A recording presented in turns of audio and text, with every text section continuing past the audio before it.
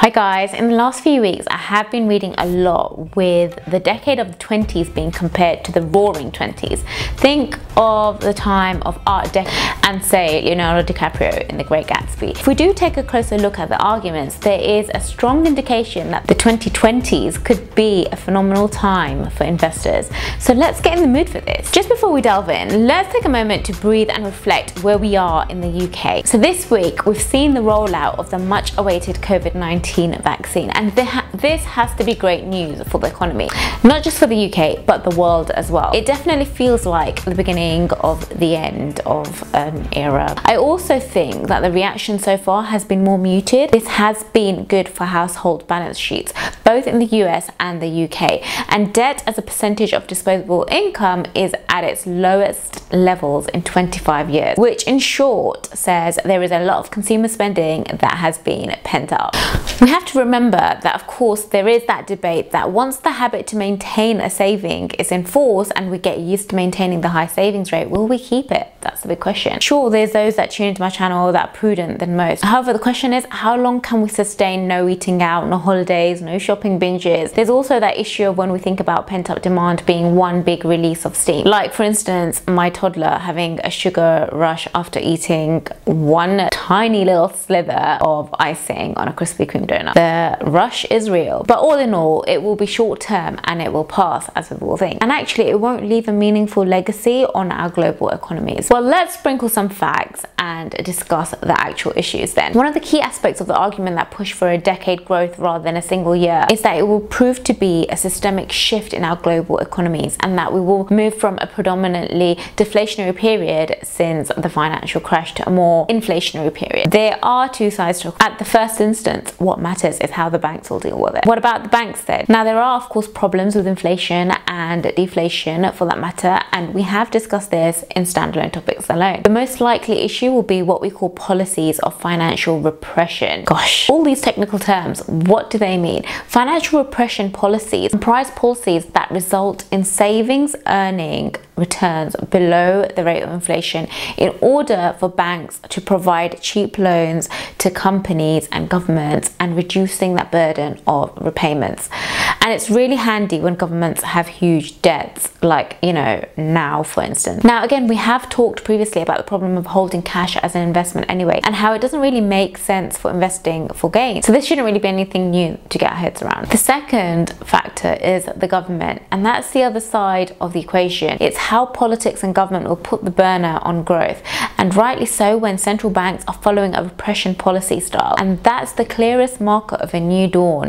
The closest marker of this came when the US President-elect Joe Biden nominated Janet Yellen for that post of Treasury Secretary. Janet Yellen herself was head of the Fed prior to Jerome Powell and generally steers away from austerity style policies. The former head of the world's most powerful bank, the Fed, will be running the fiscal policy. Fiscal policies being the manner in which governments spend money for the largest, most powerful and important economy in the world. Janet can herself have her cake and eat it, which I'm sure is quite yummy. The politically astute will say she won't have the clout to drive through changes. However, she will drive and stuff will get through. It's like my 2-year-old pressing Play-Doh through her toy pasta maker. Most of it gets stuck in the machine, but somehow some of it does magically come through.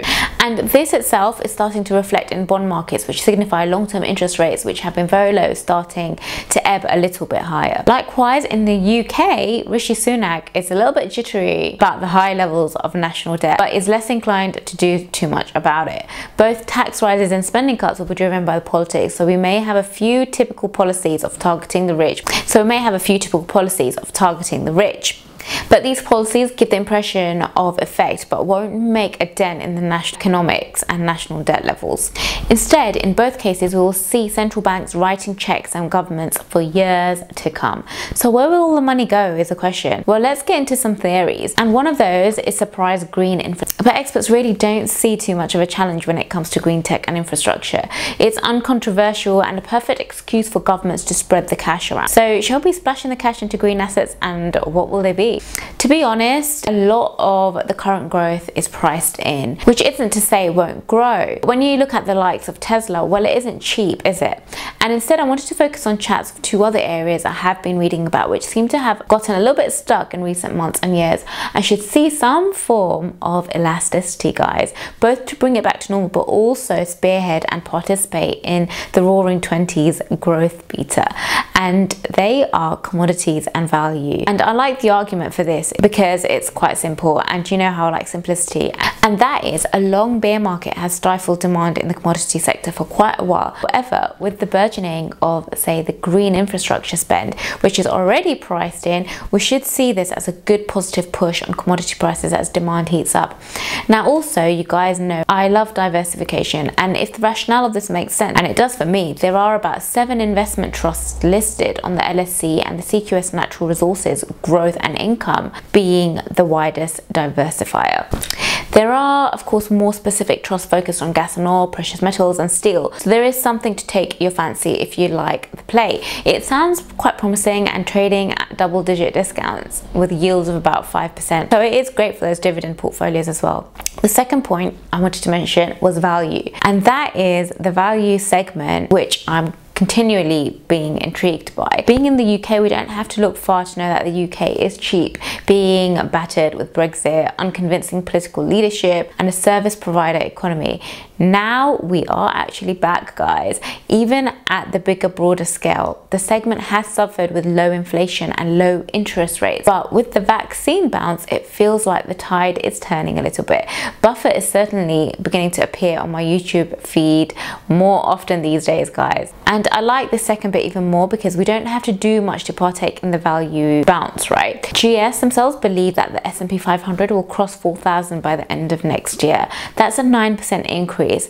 And the primary driver there is being the non-tech stocks are catching up on the undervaluations. However, if you are looking for an index that will be the paradise for value seekers, well, it is the UK, I'm not gonna lie. The FTSE index is shoved full of financial and commodity stocks, and as Bojo gets Brexit done, and that's behind us, lots of fund managers will find it hard to resist the bargains that are there to be had. You can try and find the value funds that focus on the UK, and again, there are quite a few, or you can do the easy thing and buy and hold index funds that have a UK allocation for years to come. Now, it is a great time to be an investor, but to be honest, it's always a great time to be an investor.